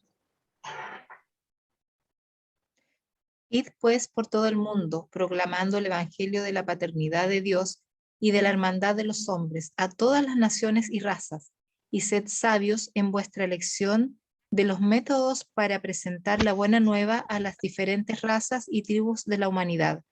Libremente habéis recibido este evangelio del reino, y libremente daréis la buena nueva a todas las naciones. No temáis la resistencia del mal, porque yo estoy siempre con vosotros, aún hasta el fin de los tiempos. Mi paz os dejo. En el momento que dijo, mi paz os dejo, desapareció de su vista, con excepción de una de sus apariciones en Galilea, donde más de 500 creyentes lo vieron al mismo tiempo. Este grupo en Filadelfia fue el grupo más grande de los mortales que vio en una ocasión particular. Paulita. Temprano por la mañana siguiente, aunque los apóstoles permanecían en Jerusalén, aguardando la recuperación emocional de Tomás, estos creyentes de Filadelfia salieron a proclamar que Jesús de Nazaret había resucitado de entre los muertos. El día siguiente, miércoles, lo pasó Jesús sin interrupciones en compañía de sus asociados morontiales y durante las horas tempranas de la tarde recibió a los delegados visitantes morontiales de los mundos de estancia de todos los sistemas locales de estas de esferas habitadas de toda la constelación de Norlatiandec. Y todos se regocijaron de conocer a su creador como uno de su propia orden de inteligencias universales. Bueno, aquí tenemos una reflexión, ¿no? Que tiene que ver con la 10ª aparición del grupo. Y aquí hay varios puntos que se repiten en las apariciones de Jesús. Por ejemplo, casi siempre que llega, avisa y dice al grupo que les recuerda que tienen un Padre en el cielo. Que no se les olvide, ahí se los recuerda. Y que existe un solo evangelio del reino. Y les menciona los siguientes puntos, ¿no? Les da la buena nueva, el don de la vida eterna que reciben los hombres mediante la fe. La importancia de la fe, ¿no? La decisión que tenemos que tomar a partir de que estamos aquí por medio de la fe para recibir la buena nueva en nuestros corazones. Y recalca la comunión de hermandad que se debe tener con sus hermanos y hermanas que también se dedican a la proclamación de la paternidad de Dios y del Evangelio del Rey. Aquí es la comunión de hermandad, ¿no? Es como que tanto lo practicamos con nuestros hermanos urantianos, que son los que estamos en la proclamación de la paternidad de Dios y del Evangelio del Reino. Y pide, o sea, y lo pide en varios capítulos en estas apariciones, y lo vamos a ver. No cuestionen sus credos o razas, judíos, gentiles, griegos o romanos. Ahora los credos en esta época pues ya se nos multiplicaron, ya son muchos. Y las razas también. Entonces, respeta, o sea, aquí respeta a tus hermanos por lo que son y como son. O sea, no cuestionarlos. No importa la raza que tengas, ni el credo. Ahí está lo que se puede hacer, ¿no? Los llama hijos de la luz. Ya vimos que habla de la oscuridad espiritual y aquí ellos ya los tiene catalogados como hijos de la luz. Y les refuerza, les dice que les reforzará con el espíritu de la verdad al alma de todos. Aquí les reforzará, todavía aquí no están reforzados porque no ha llegado el momento de Pentecostés. Entonces, nuestra pregunta que vimos es, reflexionemos qué tanto estamos teniendo en cuenta estos puntos cada uno de nosotros en nuestro quehacer cotidiano con nuestros hermanos. Y yo le pondría con nuestros hermanos urantianos, porque esto está muy dirigido a los grupos que están llevando el Evangelio del Reino, difundiendo el Evangelio del Reino, que van a salir. Entonces, pues nosotros vamos a difundir la 5ª revelación, ¿no? Que tanto lo estamos haciendo con nuestros hermanos urantianos. Eso es. Si quieres, dejamos de compartir. Y si hay alguien que quiera comentar algo. Como dicen los demás compañeros, no se amontonen, por favor. Aquí la pregunta de Paulita. Adelante, Osvaldo, por favor. Bueno, yo creo que esa es una buena pregunta la que hace Paulita. Y es una pregunta que todo el mundo se viene haciendo. Yo creo que, en mi opinión, Urantia, que todavía la revelación no tiene 100 años, yo veo esta etapa de nosotros los urantianos como una etapa de preparación, una etapa en la cual todos nosotros tenemos acceso, gracias a nuestro Padre Universal, a una revelación a la que no tiene acceso todo el mundo, pero igual son nuestros hermanos. Todos nos vamos a ver allá. A mí alguien me preguntaba, ¿y qué pasa entonces con un budista? se muere el budista y no, pues, todos somos hijos del mismo padre, todos somos hermanos. El budista va a llegar allá, seguramente que él va a tener que prepararse en todo esto que nos hemos venido preparando nosotros a través de la quinta revelación, él lo va a hacer allá. Y seguramente va a tener su propio proceso, porque este proceso, como siempre lo hemos dicho, es personal e intransferible. Entonces, yo creo que estamos en una etapa de preparación. ¿Para qué? Para disparar la revelación y tener nosotros herramientas y metodologías o métodos didáctico-pedagógicos para difundir la revelación. Por ejemplo, tenemos que prepararnos para llevarla al Oriente, por ejemplo, digo yo. Entonces, o nuestros hijos, no sé, pero tenemos que vivir esa etapa. Entonces, yo creo que esa pregunta me parece a mí que es pertinente y es muy importante. ¿Qué estamos haciendo? Por otro lado, hay cosas como la siguiente, y perdónenme que me extienda como siempre. Lo que pasa es esto, lo que pasa es que de pronto nosotros nos estamos capacitando y sí, pero hay mucha gente que todavía no tiene la conciencia clara de lo que acaba de decir Paulita, y es de la importancia la importancia de tener entre nosotros la quinta revelación que aclara todas las anteriores. Y entonces hay gente que tiene, perdónenme la expresión, tiene la manía de hacer estudios comparativos. Entonces se empieza a comparar la quinta revelación con la Biblia, con el Corán, con el Bhagavad Gita, con todos los libros de Lao Tse y de Confucio, y dicen, no, pero es que allá hay mucho de Urantia. Sí, efectivamente, porque no podemos olvidar que hubo 4 revelaciones antes y que toda la evolución humana se ha visto en un momento dado impregnada, se ha visto permeada de todo ese conocimiento, y esas revelaciones también son verdad, como lo es la quinta revelación. Lo que pasa es que esta es más completa, aclara, complementa todo lo que sabemos, la quinta. Pero entonces eso pasa en las anteriores. Eso está bien que lo estudiemos, en mi opinión, como el enriquecimiento de nuestra cultura, como el adquirir herramientas para poder difundir la quinta revelación. Está muy bien saber de muchas religiones. A mí me encanta, por ejemplo, leerme a veces el trabajo que hizo Pepe Illescas y Ketty en Canadá con respecto a las religiones. Ahí tengo el libro. Hay cosas maravillosas que los hermanos hacen, pero no podemos olvidarnos de que la esencia del asunto, la esencia, ¿cierto? Y hay que ir a la esencia, es la quinta revelación. Lo que tenemos es que prepararnos para difundirla. Discúlpenme el haberme alargado como siempre. Gracias. Muchas gracias, Osvaldo, por tu excelente instrucción. Si me lo permite, vamos a continuar para no alargarnos. Gracias.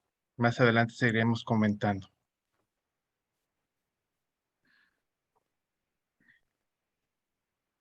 Cinco. La segunda aparición ante los apóstoles. Tomás pasó una semana solitaria en las colinas cerca del Oliveto. Durante este tiempo vio solamente a los que estaban en la casa de Simón y a Juan Marcos. Eran alrededor de las 9 del sábado 15 de abril, cuando los 2 apóstoles lo encontraron y se lo llevaron de vuelta a la casa de Marcos. Al día siguiente, Tomás escuchó el relato de las varias apariciones del maestro, pero inquebrantablemente se resistió a creer. Sostenía que Pedro, por su entusiasmo, los había convencido de que habían visto al maestro. Natanael razonó con él, pero en vano. Había una testarudez emocional asociada con su habitual tendencia a dudar, y este estado mental, combinado con su pena por haberlos abandonado, se confabuló para crear una situación de aislamiento que aún Tomás mismo no podía entender completamente.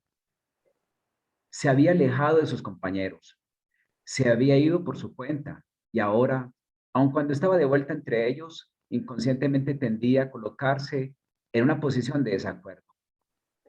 Era lento en rendirse, no le gustaba la derrota. Aunque no fuera su intención, realmente disfrutaba de la atención que le prestaban. derivaba una satisfacción inconsciente de los esfuerzos de todos sus hermanos por convencerlo y convertirlo. Los había extrañado durante una semana entera y derivaba gran placer de sus persistentes atenciones. Estaban compartiendo la cena poco después de las 6, con Pedro sentado a un lado y Natanael al otro lado de Tomás, cuando el apóstol incrédulo dijo: no voy a creer a menos que vea el maestro con mis propios ojos y pueda poner el dedo en la llaga de los clavos. Mientras estaban así sentados cenando, con las puertas cerradas con llave y con barras, el maestro morontial apareció repentinamente dentro a la curvatura de la mesa y, deteniéndose directamente ante Tomás, dijo: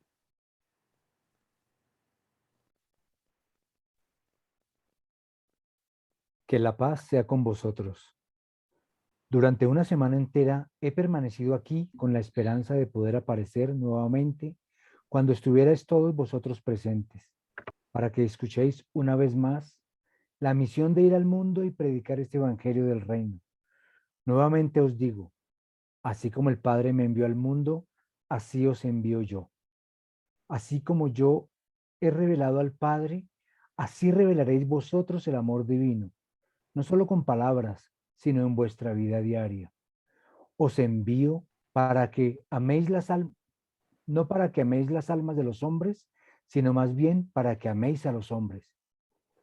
No debéis proclamar simplemente las felicidades del cielo, sino también mostrar en vuestra experiencia diaria esas realidades espirituales de la vida divina, puesto que vosotros ya tenéis vida eterna como don de Dios por medio de la fe. Cuando tengáis fe, cuando el poder de lo alto, el espíritu de la verdad, venga sobre vosotros, no ocultaréis vuestra luz aquí tras puertas cerradas. Haréis que toda la humanidad conozca el amor y la misericordia de Dios. Por el temor, huís ahora de los hechos de una experiencia desagradable, pero cuando hayáis sido bautizados con el espíritu de la verdad, iréis hacia adelante gallarda y jubilosamente para encontrar las nuevas experiencias de proclamar la buena nueva de la vida eterna en el reino de Dios. Podréis quedaros aquí y en Galilea por una corta temporada, mientras os recobráis del golpe de la transición de la falta de seguridad de la autoridad del tradicionalismo, al nuevo orden de la autoridad de los hechos, de la verdad y la fe en las realidades supremas de la experiencia viva. Vuestra misión en el mundo se basa en el hecho de que yo viví una vida reveladora de Dios entre vosotros, en la verdad de que vosotros y todos los demás hombres son hijos de Dios, y consistirá en la vida que vosotros viviréis entre los hombres, la experiencia real y viviente de amar a los hombres y servirlos, aun como yo os he amado y servido a vosotros. Dejad que la fe revele al mundo vuestra luz. Dejad que la revelación de la verdad abra los ojos cegados por la tradición. Dejad que vuestro servicio amante destruya efectivamente el prejuicio engendrado por la ignorancia, acercándoos así a vuestros semejantes en compasiva comprensión y con devoción altruista. Los conduciréis al conocimiento salvador del amor del Padre. Los judíos alabaron la bondad, los griegos exaltaron la belleza, los hindúes predican la devoción, los lejanos ascetas predican la reverencia, los romanos exigen lealtad. Pero yo requiero de mis discípulos vida, aún una vida de servicio amante para vuestros hermanos en la carne. Cuando el maestro hubo hablado así, miró el rostro de Tomás y dijo: ¿Y tú, Tomás, que dijiste que no creerías a menos de que me vieras y pusieras el dedo en las llagas de los clavos en mis manos? Ahora me has contemplado y has escuchado mis palabras. Y aunque no veas llagas en clavos en mis manos, puesto que he resucitado en una forma que tú también tendrás cuando te vayas de este mundo, ¿qué dirás a tus hermanos? ¿Reconocerás la verdad? Porque ya en tu corazón hubiste comenzado a creer, aún mientras tan testarudamente afirmaste tu descreimiento.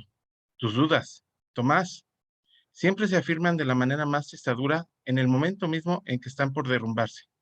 Tomás, te ruego que no seas descreído, sino creyente. Y yo sé que tú creerás, aún con todo tu corazón. Cuando Tomás escuchó estas palabras, cayó de rodillas ante el maestro manantial y exclamó: Yo creo, Señor mío y maestro mío. Entonces le dijo Jesús a Tomás: Tomás, tú has creído porque realmente me viste y me oíste. Benditos son los en las edades por venir que creerán, aunque no me hayan visto con los ojos de la carne, ni me hayan oído con el oído mortal. Luego, al moverse la forma del maestro cerca de la cabecera de la mesa, se dirigió a todos ellos diciendo: Ahora pues, id todos vosotros a Galilea, donde yo dentro de poco apareceré ante vosotros. Después de decir esto, desapareció de su vista. Los 11 apóstoles estaban plenamente convencidos de que Jesús había resucitado de entre los muertos, y a la mañana siguiente, muy temprano, antes del amanecer, salieron para Galilea.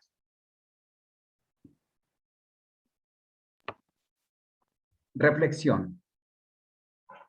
El ego es uno de nuestros principales saboteadores en el camino espiritual. Se demuestra en la actitud de Tomás, que se aísla de sus compañeros apóstoles para lucirse y hacerse notar, y para completar se resiste a creer en la resurrección de su maestro para ganar así más notoriedad. Es así como por su propia decisión, entonces, se resistió a creer. Pero qué desarmado queda Tomás cuando ve a Jesús resucitado y recibe del maestro la invitación o ruego de que sea creyente y con todo su corazón. Nosotros somos muchas veces como Tomás. Sin embargo, somos afortunados al creer en Jesús sin haberlo visto, pues pertenecemos a esas generaciones futuras a las que se refirió Jesús cuando le dijo a Tomás: benditos son los en las edades por venir que creerán, porque no me hayan visto con los ojos de la carne, ni me hayan oído con el oído mortal. La revelación del Padre a los hombres, la certeza de que todos somos hijos de Dios y el significado del amor, no solo en palabras, sino en hechos, como la comprensión bondadosa y el servicio altruista a nuestros semejantes, no solo es un mensaje de Jesús a sus apóstoles en su segunda aparición morontial ante ellos, es un mensaje para todos nosotros. Debemos vivir este mensaje que se hace realidad en el servicio amoroso y altruista por nuestros hermanos. Muchas gracias, Gildardo. ¿Alguien tiene algún comentario, alguna observación que quiera hacernos? ¿No? Bueno, yo les quiero comentar algo más rápido. Luis Villamizar levantó la mano. Adelante, Luis, perdón, por favor. Jaime. Solamente a manera de reflexión, aquí el libro Durante es claro con respecto a este episodio que ha pasado a los evangelios completamente tergiversado. O sea, ciertamente Tomás dijo que porque ellos creían que había resucitado Jesús físicamente, ¿no? Entonces debería tener las llagas de los clavos y todo eso. Y Tomás dice que si no, hasta que no se le meta los dedos ahí, él no va a creer. Y Jesús le dice que ya él no tiene eso porque tiene un cuerpo distinto. ¿Por qué los evangelistas tergiversan totalmente eso y ponen que sí, que Jesús le puso las manos hasta que le metiera las llagas y se levantó aquí para que se lo metiera también al costado? ¿A qué creen ustedes que se debió esa tergiversación? Tanto es así que el credo, por ejemplo, el credo católico dice: no creo en la resurrección de la muerte, sino creo en la resurrección de la carne. O sea, los católicos creen que nosotros vamos a resucitar con este cuerpo. Por eso no aceptan la cremación y otras cosas de sepultura, porque si te creman, entonces ¿con qué vas a resucitar de ahí? Si te volvieron ceniza. Y yo digo, si te comió un tiburón, ¿qué va a salir? ¿Cómo va a salir? Pero, o sea, aquí, ¿por qué los evangelios cambiaron eso tan deliberadamente cuando fue algo evidente que Jesús no tenía ninguna marcas de la crucifixión? Eso simplemente me da reflexión. ¿Por qué los apóstoles, los discípulos, los escritores hicieron eso? Muchas gracias, Luis. Yo también me hago la misma pregunta. Jaime, adelante, por favor. A ver, aquí tenemos la respuesta. La respuesta está en el 5.3, en la parte de abajo, donde dice: vuestra visión en el mundo se basa en el hecho de que yo vivo una vida reveladora de Dios entre vosotros. Y más adelante dice, dejad que la fe revele al mundo vuestra luz. Dejad que la revelación de la verdad abra los ojos cegados por la tradición, ¿sí? Dejad que vuestro servicio amante destruya efectivamente, ¿sí?, el ejercicio engendrado por la ignorancia. Para nosotros es más fácil echar cuentos conocidos, aunque estén mal echados, ¿sí?, que son las tradiciones. Entonces, ¿qué fue lo que hizo Pablo cuando entró a negociar con todas las religiones para conseguir clientela? Entonces, ¿qué es lo que debemos hacer nosotros? Contar. Y lo dice al final. Yo requiero que mis discípulos tengan una vida de servicio amante para vuestros hermanos en la cárcel. Nosotros tenemos que servir. Nosotros tenemos que dejar las tradiciones. Nosotros tenemos que tener el valor de hacerle ver a las personas que no podemos seguir construyendo sobre todas las tradiciones, los mitos y las bobadas que tenemos establecidas a través de toda una vida de tradiciones y de creencias que nos enseñaron. Entonces, como esos son los cuenticos, pues es más fácil para no cuestionar la fe de las personas, ¿sí?, en lugar de, con una actitud respetuosa, invitarlos a decirle, mire, hay que desaprender, ¿sí? Bórrese el cassette, mire esta información, mire la coherente que es y servirlos, punto. Recordemos, no se trata de convencer ni de convertir, se trata de contar y de hacerles ver que una cosa es conocimiento y otra cosa son tradiciones, ¿sí?, producto de la ignorancia. Gracias. Gracias, Jaime. Adelante, Carlos, por favor. Gracias. Sí, solamente quiero hacer como una especie de resumen estadístico de las apariciones de Jesús. Ya vamos por la número 11, que es la que acabamos de leer, y en ese momento Jesús ya va en la tercera etapa. Yo entiendo que tercera etapa se refiere al tercer mundo de estancia. Las primeras 9 apariciones estaban en la primera etapa y todas fueron hechas el mismo día domingo. Recordemos que a medida que él iba subiendo de etapa era más difícil que se hiciera visible. Y entonces vamos a terminar ahora el documento con la siguiente, que va a estar en la cuarta etapa. Solamente era esto. Gracias. Muchas gracias, Carlos. Javier, adelante. Gracias. Bueno, yo pienso que eso es parte de lo que decía ahorita. Y pienso que, de lo que decía Luis, pienso que es parte de como argumentos de los mismos dogmas. Pienso que el dogma de que Jesús resucitó, entonces le han puesto 80.000 arandelas para decir, sí, él se llevó sus huecos en las manos y se llevó el hueco en el costado y se llevó la materia para otro lado. Y pienso que han sido como justificaciones y argumentos para seguir manteniendo el dogma. Esa creencia de la expiación, ¿no? De que él vino a salvarnos y por eso se llevó su materia despedazada y así la tiene. Pienso que esos son sus argumentos. Muchas gracias, Javier. Bueno, yo les quería platicar lo siguiente, que realmente este caso de Tomás es muy especial, porque cuántas veces nos topamos, no sé, en el camino, a muchos Tomases en nuestra vida diaria. Cuando nosotros queremos tratar de mostrar el Evangelio, piensan exactamente como Tomás, o sea, o traen sus tradiciones muy arraigadas, que a mí en lo particular me pasa mucho con mi familia, que es muy difícil sacarlo. Obviamente, como dice Jaime, no podemos convertirlos, simplemente es llevar el conocimiento. Yo siempre, cuando estoy revelando el conocimiento durante, les digo, lo que te estoy mostrando aquí es simplemente conocimiento. Lo que tú hagas con él es decisión tuya. No te voy a tratar de sacar de tu religión o convertirte a otra nueva, no. Simplemente es darte conocimiento. Pero creo que tenemos un reto realmente muy, muy difícil. Reto que yo hoy en día vivo día tras día, que me encuentro a un Tomás enfrente de mí. Porque si recuerdan, acuérdense que Tomás era muy analítico, era el científico apostólico. Entonces, él era de ver, ¿no? Ahora, ¿qué tan bendecidos somos nosotros que no hemos visto a Jesús, ni hemos escuchado sus palabras, pero que lo sentimos de cierta manera.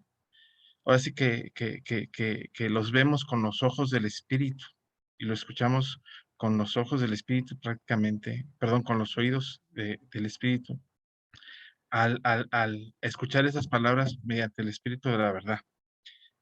Eso es lo que quería yo comentarles. Gracias. Juan, adelante, por favor. Sí, con mucho respeto y sin entrar en polémica, ustedes saben que soy nuevito en esto, simplemente aclarar algo. Yo he sido católico, toda mi familia sigue siendo católica, y no es correcto eso de que los católicos creen que vamos a resucitar con este cuerpo, y el tema de la cremación. De hecho, mis padres han sido cremados, digamos, y hoy en día en la mayoría de la iglesia hay un lugar que se llama cinerario, donde se depositan las cenizas de los fieles. Los católicos creen que van a resucitar con un cuerpo glorioso, se llama. Simplemente eso, quería aclarar sin entrar en polémica, simplemente aclarando ese concepto. Gracias. Muchas gracias, Juan, por hacer la aclaración. ¿Alguien más tiene algún comentario?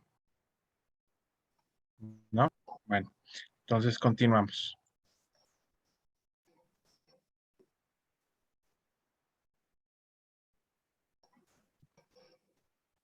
Arturo, Ángela levantó la mano. Perdón. Pero No, ya, si quieres, no. continuamos al final. Continúan al final, está bien. Ajá. Gracias, Ángela. Muy No. amable, gracias.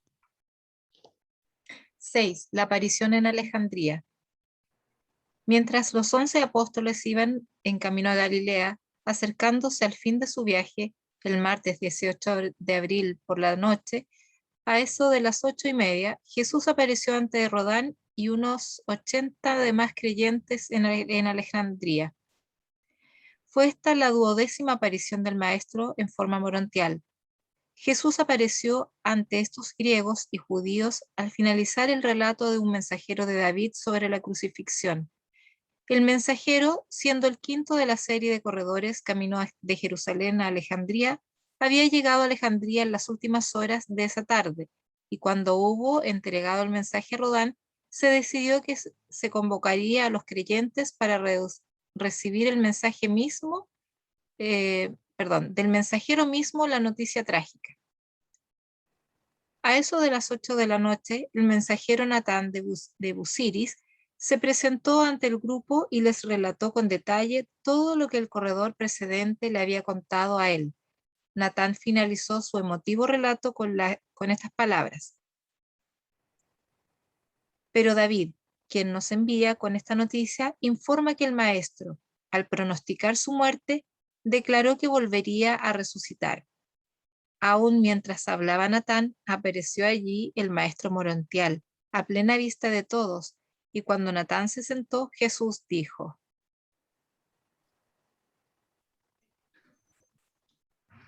Lo que mi Padre me envió a establecer en el mundo no pertenece ni a una raza, ni a una nación, ni a un grupo especial de maestros o predicadores.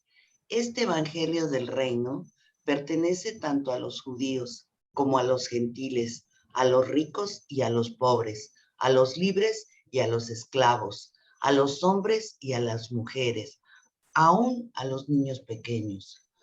Todos vosotros debéis proclamar este evangelio de amor y verdad mediante la vida que viváis en la carne. Os amaréis los unos a los otros con un afecto nuevo y sorprendente, aun como yo os he amado a vosotros. Serviréis a la humanidad con una devoción nueva y sorprendente, aun como yo he servido a vosotros. Y cuando los hombres vean que vosotros tanto los amáis, y cuando contemplen cuán fervientemente los servís, percibirán que vosotros sois hermanos de la fe en el reino del cielo, y seguirán al Espíritu de la verdad, al que verán en vuestras vidas hasta encontrar la salvación eterna.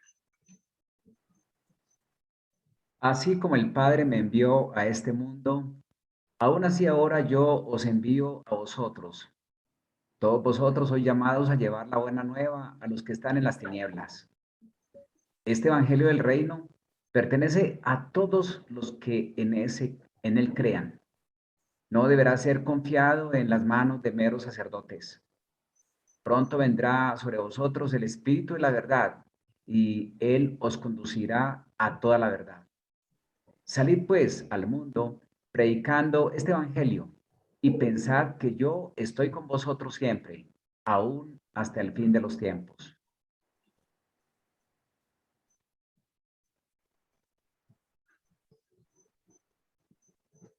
Cuando el maestro hubo hablado así, desapareció de su vista. Durante esa noche, estos creyentes permanecieron allí juntos, recordando las experiencias como creyentes del reino y escuchando las muchas palabras de Rodán y de sus asociados. Todos ellos creyeron que Jesús había resucitado de entre los muertos. Imaginad la sorpresa del heraldo de la resurrección enviado por David, que llegó al segundo día después de este acontecimiento, cuando contestaron a su anuncio diciendo: sí, lo sabemos porque lo hemos visto. Él apareció ante nosotros anteayer. Bueno, un pequeñito mensaje, voy a invertirlo, voy a leer primero la parte de abajo. Jesús da el siguiente mensaje. La encomienda de Jesús es establecer el reino de su Padre en Orantia, la cual pertenece a toda la raza humana, y que todos debemos proclamar este evangelio de amor y verdad en nuestra vida diaria como predicadores de la verdad, amándonos unos a otros y sirviendo a nuestros semejantes como lo hizo Jesús en la carne, viviendo con el ejemplo mismo de Jesús, que envía a proclamar la buena nueva del evangelio del Padre mediante la fe viva y no a manos de solo sacerdotes, acompañados con el Espíritu de la verdad. Aquí hay una partecita que habla en el 6.2, que dice: todos vosotros debéis proclamar este evangelio de amor y verdad mediante la vida que viváis en la carne. Que la reflexión es más pregunta para cada uno de nosotros: ¿cómo vivimos nuestra vida? ¿Qué perciben nuestros hermanos en nosotros? ¿Qué ven? No solo palabras, sino actos. Y luego dice que pensad, en el 6.3, dice: pensad que estoy con vosotros siempre, aún hasta el fin de los tiempos. Que me quedó muy profundo esto, fue que no solo fue para ellos, es para todos nosotros. Y siento que esto hay que vivirlo, sentirlo y estarlo recordando, que Él está siempre con nosotros. Se nos olvida, a mí se me olvida mucho. Me quedó esa reflexión. Recordarlo, vivirlo y sentirlo. Gracias. Muchas gracias, Javier. Excelente reflexión. ¿Alguien tiene algún comentario? Ahora sí pueden acumularse, por favor. Está No pendiente. sea un montón. Está pendiente. Ángela. Perdón, Ángela, adelante. Ay, bueno, pues es que Javier ya como que se me adelantó, porque la verdad, ese reto tan grande de Jesús, y que verdaderamente pues el trabajo de nosotros como tú lo dijiste, tal cual, el evangelio es el amor a nuestros hermanos, y Jesús nos pide a amarlos como Él y servirlos como Él. O sea, nos pone una tarea grande. No sé cómo podemos amar como Jesús ni servir como Jesús, Dios mío. Pero sí podemos, como en alguna parte, tal vez yo escuché que amar un día un poquito más a alguien más, ¿sí? Y lo que podamos hacer por pequeño, pues con todo el amor. Pero es una tarea grande, porque la misión no es la misión, es el corazón que hay en la misión, que es lo que tú dijiste, el evangelio del amor, de la fraternidad entre todos nosotros. Entonces, ese corazón debe estar siempre presente, ¿no? Y bueno, en eso tenemos que trabajar mucho y orar, y solamente el estar en contacto con nuestro Padre Celestial y Jesús puede darnos el poder para poder realizar esto, porque como seres humanos realmente yo creo que no podemos sin nuestro ajustador y sin nuestro Jesús, ¿no? El Espíritu de la verdad. Es imposible hacer este trabajo tan grande. Así que bueno. Otra cosa que quería también preguntar y me llama la atención porque lo dice 2 veces, dice Jesús que estará con nosotros hasta el fin de los tiempos. Ese fin de los tiempos, ¿cómo lo podemos interpretar? ¿Alguien que quiera contestarle a Angelita? Bueno, gracias. Sí, Como muy bueno, preguntosa. yo lo interpreto, Angelita. Bueno, ese fin de los tiempos, la verdad es que creo que ninguno de nosotros lo va a vivir y miles de generaciones futuras. La verdad es que es información que no nos han revelado, entonces puedo pensar que puede ser incluso millones y millones de años que todavía, no sé, que pueda tener el mundo humano, la raza humana viviendo en este mundo. Y no sabemos si en un momento dado, que no creo, yo creo que va a continuar las razas evolucionarias en la creación del Padre Universal. A lo mejor se refiere a algo más profundo que nosotros no logramos comprender. Yo por lo menos en, en una opinión personal pienso de esa forma. ¿Alguien más que quiera comentarnos algo más? Pues mira, también se puede interpretar como siempre estará con nosotros hasta el fin de los mundos. Los mundos van a acabar y tú vas a la eternidad. No veo que vaya a ser alguna destrozo ni alguna hecatombe ni cosas así, sino simplemente en tu recorrido por los mundos te va a acompañar y cuando acabes, pues va a seguir. La eternidad. Hasta la O sea, eternidad. es la eternidad. Sí, O por eso. sea, no se trata de que se vaya a acabar el mundo, ni que se vaya a acabar nada de eso, ¿no? Sino como que va más allá. Eso es la interpretación que aquí en la casa le hemos dado a esa situación. Yo lo estaba viendo como dispensación, tal vez. De pronto, no sé, de pronto. ¿Cómo qué, perdón? Dispensación, tal vez. No sé. Dispensación como que es otra cosa, ¿no? No, no sé. Pero puede pues, ser. está muy, muy abierto a las opiniones, por eso son opiniones. El fin de los tiempos se le puede acabar a cada quien que abraza la iniquidad. Ahí se le acaba el tiempo. Claro, por supuesto. Muchas gracias, Paulita. A mí me ayudó mucho. Gracias. Lo que me diste. Gracias, Paulita. Gracias. Muchas gracias, Ángela.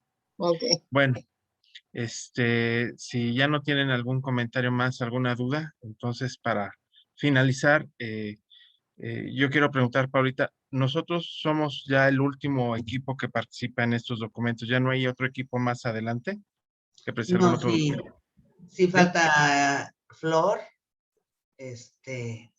Bueno, aprovecho para recordarles que la semana que entra no hay sesión porque es Acción de Gracias y varios de nuestros compañeros tienen su cena para que la disfruten y no estén sintiéndose que faltaron.